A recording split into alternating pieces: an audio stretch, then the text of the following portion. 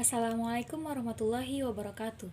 Yang saya hormati dosen pengampu Profesor Dr. Hajah Hasnah Faiza ARM Hum, dan yang saya sayangi teman-teman seperjuangan. Saya Nabil Azizah, pemateri ketiga dari kelompok 10, akan melanjutkan materi yang telah dijelaskan oleh teman saya tadi. Baiklah, poin 8325 yaitu memasak dengan dikukus. Memasak dengan mengukus berbeda dengan masakan yang direbus. Kukus adalah cara memasak dengan uap di sekitar atau di atas titik didih air. Bahan makanan yang dimasak dengan cara ini lebih relatif lama dibandingkan memasak dengan direbus. Selain itu, kandungan air dalam masakan kukus juga lebih sedikit daripada yang direbus. Masakan kukusan pertama yaitu lepat. Masakan selingan yang terbuat dari pulut atau pisang atau beras biasa yang diberi santan kemudian dibakar atau dikukus. Ketiga yaitu gabal udang. Jenis nama makanan lauk pauk sehari-hari dinamakan gabal udang karena bahan utamanya adalah udang. Baik udang yang dari sungai maupun yang dari laut. Bahan-bahan yang dipergunakan untuk membuat gabal udang adalah udang dan kelapa muda. Adapun bumbu-bumbu yang diperlukan terdiri atas lada putih, bawang merah, bawang putih, pala, jahe, dan garam. Selain itu diperlukan daun pisang dan lidi sebagai pembungkus. Baiklah, poin 8326 yaitu memasak dengan cara digoreng.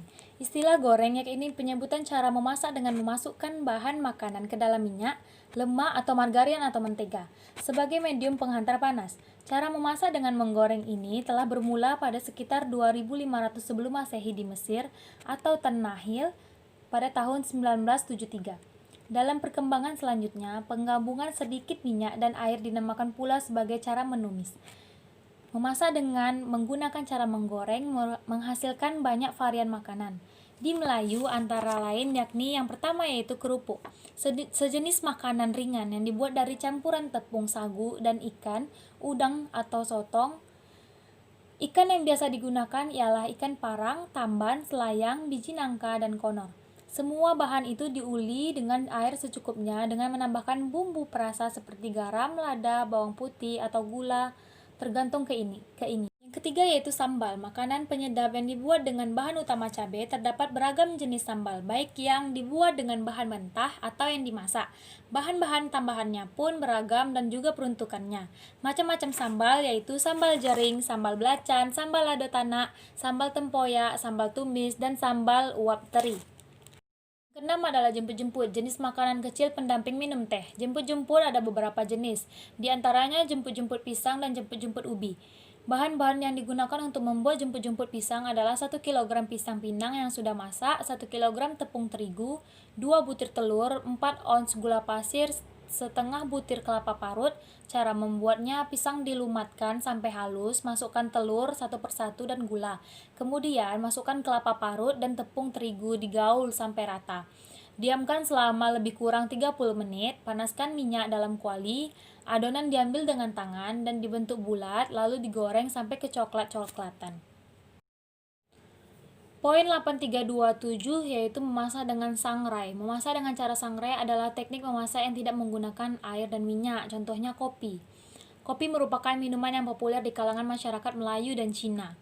Nama latinnya Coffea spp. Tanaman kopi berasal dari daratan Afrika, Kenya, dan Ethiopia.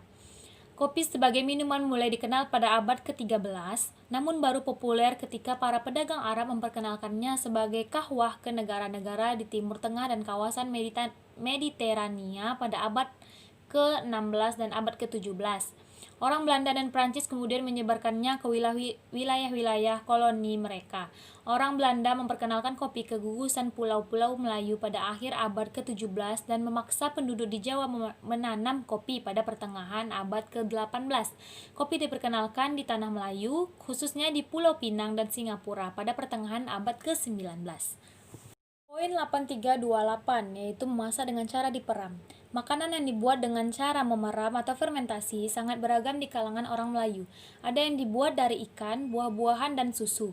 Makanan peram ini dibuat untuk menghadapi masa paceklik dan juga untuk menghindari sikap mubazir.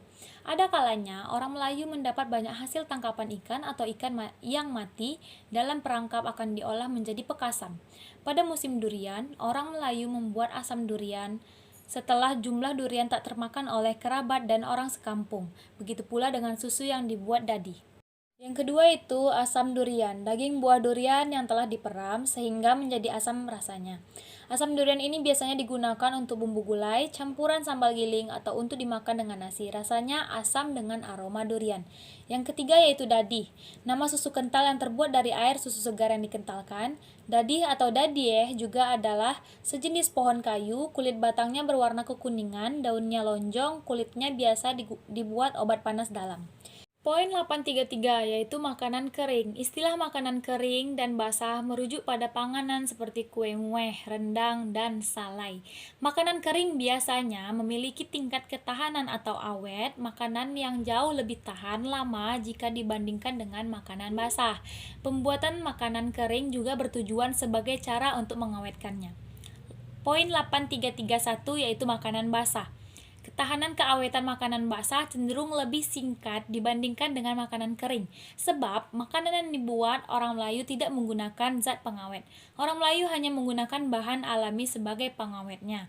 Oleh karena itu, makanan basah cenderung dibuat untuk konsumsi sehari-hari. Sekian dari saya, terima kasih. Apabila ada kesalahan mohon dimaafkan. Assalamualaikum warahmatullahi wabarakatuh.